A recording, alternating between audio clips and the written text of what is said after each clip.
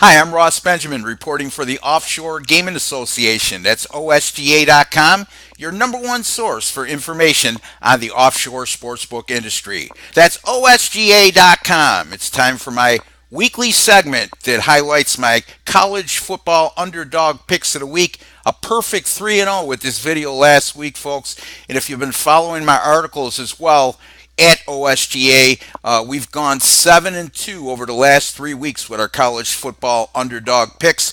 Let's continue the winning again this week. I have 3 games. They're all slated for Saturday, the 6th of October. I'm currently recording on Thursday, the 4th of October, so please keep that in mind because the lines I give out today may be subject to change. Let's start with the game between East Carolina at Temple, a 12 p.m. Eastern Time kickoff. This may be the best team that Scotty Montgomery has had since taking over as head coach at East Carolina, albeit they're only 2-2.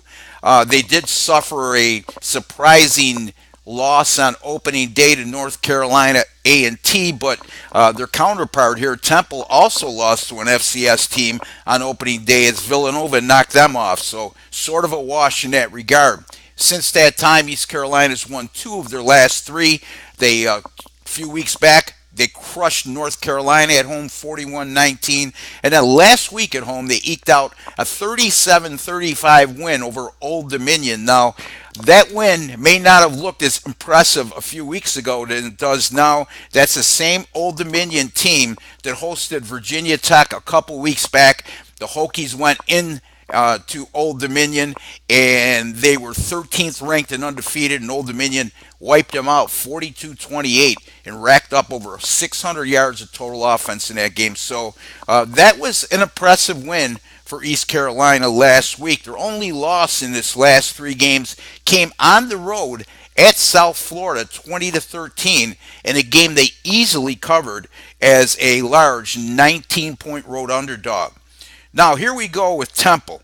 They're a topsy-turvy type of team. This is a team that upset Maryland as a 16-point underdog a couple weeks back. Then they lose the BC last week, as I alluded to. They lost to Villanova in their season opener. This is also a Temple team that's allowed 405 yards or more in 4 of their 5 contests this year, as opposed to their counterpart today, East Carolina, who's shown to be a very good defensive team so far.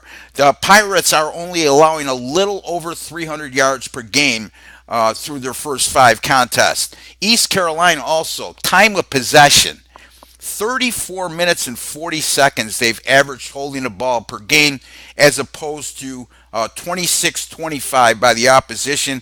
Temple, on the other end of the spectrum, they only hold the ball a little over 26 minutes a game, while the opposition has held the ball for close to 34 minutes a contest when facing Temple. I'm going to take East Carolina here.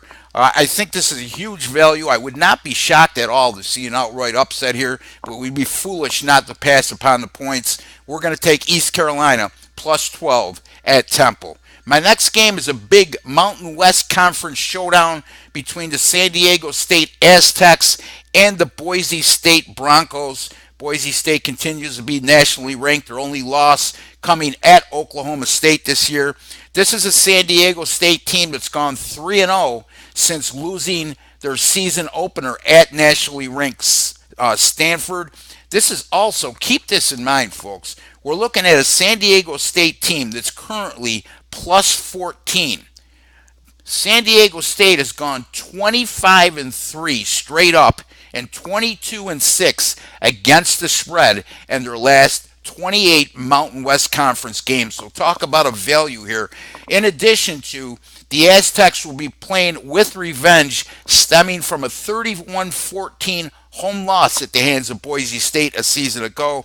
This is also a San Diego State team since 2015 has gone 6-1 straight up in ATS as an underdog. Their only loss in that sequence came in their season opener against Stanford, which they failed to cover as an 8-point underdog in that contest. San Diego State is allowing just 64 yards per game rushing, and also limiting their opponents to 2.1 yards per rushing attempt.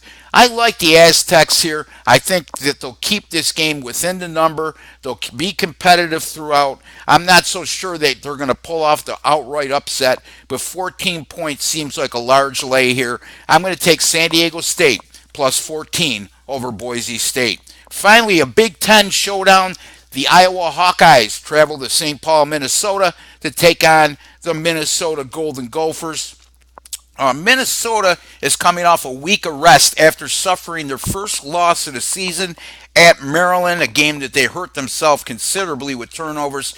Keep in mind, though, they opened the season by going 3-0 straight up in ATS, and all those contests occurred on their home field. This is an Iowa team that's 3-1. Their only defeat coming at the hands of Wisconsin, nothing to be ashamed of there.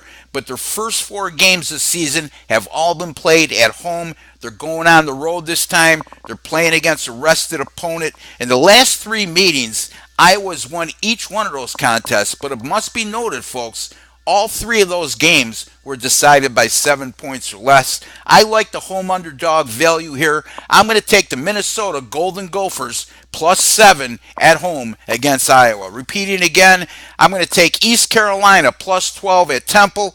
I'm going to take San Diego State plus 14 at Boise State. And finally, we're going to take the Minnesota Golden Gophers plus 7 at home against the Iowa Hawkeyes. Be sure to visit my website, rbwins.com. If you're viewing on Thursday, right now as we speak, I have a 5-star winning play tonight in the NFL matchup between the Patriots and Colts. A nice run, winning weeks the last 2 weeks in the NFL. You can catch that right at my website. That's a $35 purchase to put you in the winner's circle. And then on Saturday, I currently have 4 games posted, including my 10-star game of the week that involves Iowa State and Oklahoma State. Again, folks, rbwins.com, where you spend a little to make a lot. I'm Ross Benjamin. Until the next time, good luck with all your picks.